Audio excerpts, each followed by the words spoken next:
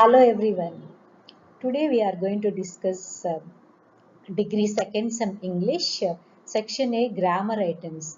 The entire grammar items we are going to discuss, and you all know that grammar questions are prepared for 20 marks. If you do all the questions correctly, you can score 20 on 20. Okay, so we have every unit has got this vocabulary and grammar section, as you all are aware of it, and the prescribed units are unit 5 to 8. Okay, unit 1 to 4 you have done in first sem. Now you are going to do unit 5 to 8, and all the grammar items and the vocabulary items I am going to discuss. So first unit, that is unit 5, you have under vocabulary oxymorons and hyperboles, and then under unit 6 you have loan words, and unit 7 you have portmanteau words, and unit 8 you have simile and metaphors, and under grammar unit 5 has main verbs and tenses, and unit 6 has got auxiliary verbs, and unit 7 has got non-finite verbs, and unit 8 you have to learn adverbs. So this is an overview of all the units. You will have questions from vocabulary as well as grammar. So these are the items you are going to prepare. So let us do one by one. So unit 5 you have vocabulary, oxymoron and hyperbole, and grammar you have main verbs and tenses. So what is an oxymoron? An oxymoron is a figure of speech that juxtaposes. Juxtaposes means places side by side. Okay, opposite elements together. So two opposite elements are placed together. That is called as an oxymoron. The words, two opposite words. For example, she let out a quiet scream. Quiet is silent and scream is a loud voice. So these are the two opposite words which are placed together in the sentence. She let out a quiet scream. Then the second sentence, the design has an irregular pattern. Irregular is something which is not proper, and pattern has a regular kind of design in it. So irregular and pattern are the two different words which are placed together here, and this is called as an oxymoron. So what are the examination type of questions you are going to get? Underline the oxymorons in the given sentences. Like this it will be asked. So the room was filled with a deafening silence. This is the sentence and you have to underline the oxymoron. So deafening silence. Deafening is something which you cannot, uh, which is very blunt in hearing, and the silence is completely without any sound. So the room was filled with a deafening silence, means very severe silence was there. The silence also is unbearable. You go deaf listening to the silence. And the next example, five soldiers, not example, examination type of question.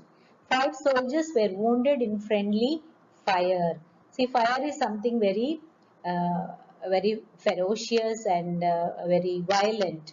But friendly is something which is completely opposite. So fire and friendly are two opposite words which are placed together here. So these are the oxymorons on these two sentences. Next vocabulary item is hyperbole.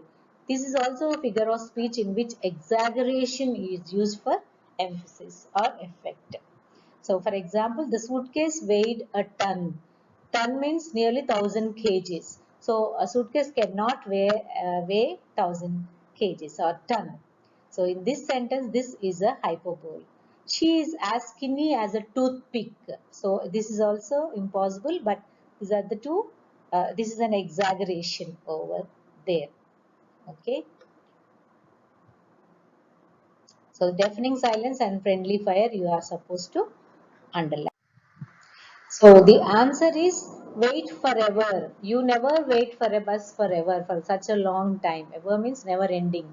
So this is an exaggeration here. I have a million things to do. So it's humanly impossible. Nobody can have million things to do at a time. So this is an exaggeration. So these are the vocabulary and grammar items from unit 4. Unit 5, and unit 5 grammar you have to study main verbs and tenses, very important. It's given on page number 99. Verbs are of two types, main and auxiliary verbs. Main verbs change according to tense, subject number and persons. Person in the sense singular and plural. uh, person is first person, second person and third person. I, you, we and all. Subject number is singular and plural. So auxiliary verbs are helping verbs. They help the main verbs to indicate time and the time of action where it is taking place. For example, I am eating. So am is the auxiliary or the helping verb and eating is the main verb. So she is eating. So he has eaten. So is the helping verb and eating is the main verb. Has is the helping verb and eaten is the main verb. So these helping verbs tell the exact time. I am eating means at present. This is present continuous. She is eating is also present continuous and he has eaten is present perfect tense. Okay, so coming to the tenses, there are altogether 12 tenses. I have made a video on tenses. You can just check. I'm giving the link in the description box. You can check the videos. So these are the 6 simple tenses and these are the 6 perfect tenses like present tense, past tense and future tense, present continuous, past continuous and future continuous. These are the 6 simple tenses. We are very well aware of it. Only care you have to take here is the present tense depending upon the subject, that is a third person. He and she gets a S form. She takes, he takes. I take, you take. Present tense denotes the regular actions. Okay. And the continuous, past, finished action, future, the actions which are going to take place. And the perfect tenses, they take the help of the auxiliary verbs like have and has. Okay, they are all related to time. You can just go through the video where I have given lots and lots of examples. You will be clearly understanding all the 12 tenses. Okay, the 6 perfect tenses are present perfect tense, past perfect tense, future perfect tense, present perfect continuous, past perfect continuous and future perfect continuous. So these are the 12 tenses you have to learn and be prepared for the examinations. Fill in the blanks with the correct forms of the verbs. This is the examination type of question.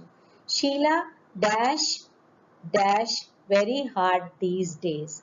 Sheila is working very hard these days. Keep dash the answers till you get them right.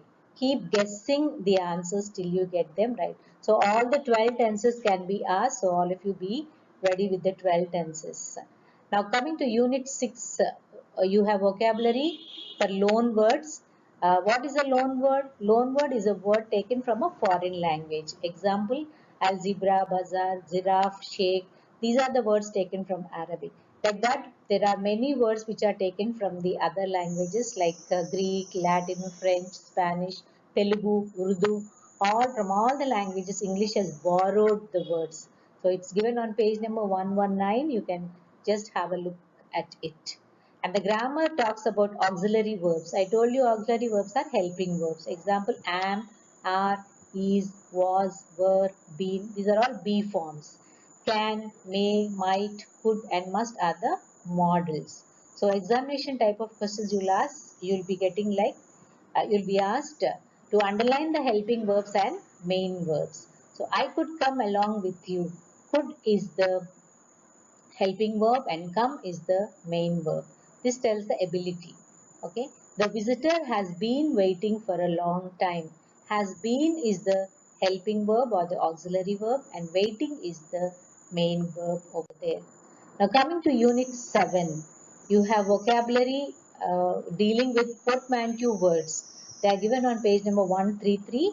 What are portmanteau words? A portmanteau word is a new word formed by joining two or more words, like blending. They are blended, like you have brunch, breakfast and lunch combined together forms brunch.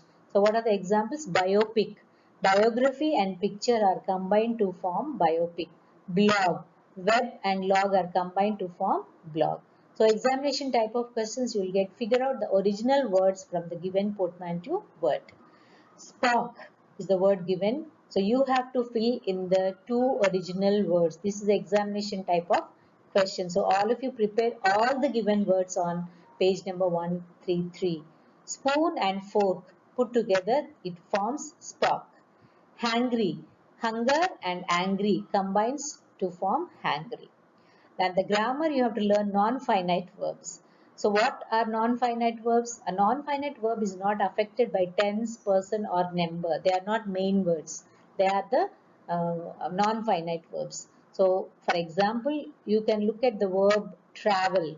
Can act like three types of non-finites. I like to travel. To plus verb is called as infinitive. This is also you cannot change the tense. Here, this is the main verb. Like can be affected by the tense, person or number. Like I like, you like, he or she likes to travel. Whereas this non-finite cannot be changed at any cost. Okay, that is how you remember the non-finite verbs. Traveling is my favorite hobby. Though traveling looks like a verb, it is not a verb here. Is the verb. So then what is traveling? It is doing the job of a noun. It is answering the question what. What is my favorite hobby? Traveling is my favorite hobby. So here it is doing the job of a noun. That's why it is called as a gerund. And the traveling agency is providing us the tour guidance. Traveling agency or travel agency. Okay, for the convenience of grammar, here I have changed into ing form, but you can call it as travel agency also. So here also this looks like a verb, but it is not a verb. It is doing the job of an adjective. It is describing the agency. How is the agency? It is a travel agency. What type of job it does? Travel guidance. So that is called as a participle. So infinitive, gerund and participle are the three types of non-finite verbs. And non-finite verbs also I have made a video. I'm giving the links in the description box. Please check. And these are the examination type of questions on underline on non-finite verbs. Underline the non-finite verbs. He gave me a pen to write with. So to plus verb. This is an infinitive. To write is a non-finite verb. Barking dogs do not bite. Barking dogs. Dogs are being described by this verb barking. So it is a participle. Okay, smoking is injurious to health. Smoking is doing the job of a noun. That is called as a gerund. So these are the three types of non-finite verbs you have to remember. And then coming to the last unit, unit 8. Under vocabulary, you have similes and metaphor. A simile is a literary device used to compare two different things. You are comparing the two different things here. She is as brave as a lion. So she is as tall as Amitabh Bachchan. Like that, when you use the words like as and like, she sings like Lata Mangeshkar. So like, so when you are comparing two different things with the help of the words as and like, it is called as a simile. And metaphor is another literary device used to declare the comparison between two things directly. There is a direct declaration. Like she is the Lata Mangeshkar of our class. So you are declaring it. You are not telling she sings like Lata Mangeshkar. You are declaring it. She is the Lata Mangeshkar of our class. So her words were poison. You are not telling her words were like poison. You are declaring it. They were poison. Okay, all the world's a stage. This is a very famous quotation by Shakespeare. All the world's a stage, like means world is a stage, is like a stage. We are all performers, we are all actors. We have our entries and exits on the stage. That's what this sentence means. But here we are declaring the comparison between the world and stage. We are telling that world is a stage. It's not like a stage, it is a stage. Okay, and coming to the grammar section, you have to learn adverbs. All the parts, 8 parts of speech. I think you are all aware of the all 8 parts of speech. And one of the parts of speech is adverb. So adverbs are the words used to describe verbs and adjectives. They describe the actions. Okay. And the key word is ly. You can remember ly. Only two exceptions are fast and hard. Fast you cannot use with ly, fastly. Hardly you can use ly, but the meaning totally changes. Work hard is different from works hardly. That means no, negative if you add it. So these are the only two exceptions, fast and hard. So the example, the old man walks slowly. Slowly is the adverb here. How does the old man walk? Walks slowly. It is describing an action. The news came suddenly. How did the news come? It came suddenly. So these are the adverbs. And the examination questions will be like this. Fill in the verbs with suitable adverbs. Come dash before it finishes. Come quickly before it finishes. Quickly. Telugu is my mother tongue. I can speak fluently. I reached on time because I left home early. So these are the vocabulary items, 4 vocabulary items and 4 grammar items. I think you had a rough background of all these items. 8 items you have to learn. 4 vocabulary and 4 grammar items. So that's from the grammar section A. 20 marks will be uh, um, 20 marks are prescribed for section A, and these are the items, 8 items you have to be thorough with. And if you prepare these 8 items, it is damn sure to get 20 on 20. There's no doubt about losing any mark. So let us quickly revise what all we have discussed up till now under section A grammar for the second sem English. Okay. So under vocabulary we have discussed oxymoron and hyperbole, loan words, portmanteau words and similes and metaphors. And under grammar we have discussed main verbs and tenses, auxiliary verbs, non-finite verbs, adverbs. Hope you all have understood all these 8 items. Okay. Revise them without any problem. Thanks for watching, and if this tutorial has made sense, please like, share and do not forget to subscribe. Let's meet up in the next video, and the next video will be on mock question paper. So you will be getting the entire question paper for practice. And many of you are missing the video because you might have not subscribed or because you might have not pressed the icon, the bell icon.